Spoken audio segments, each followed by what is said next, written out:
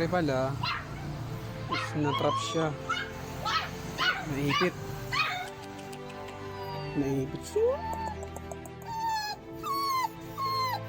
Ang namang kamera, naipit siya sa kahoy.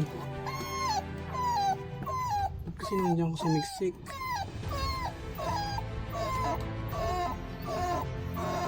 Nahirapan na siyang sa posisyon niya. Siguro sa galit butas.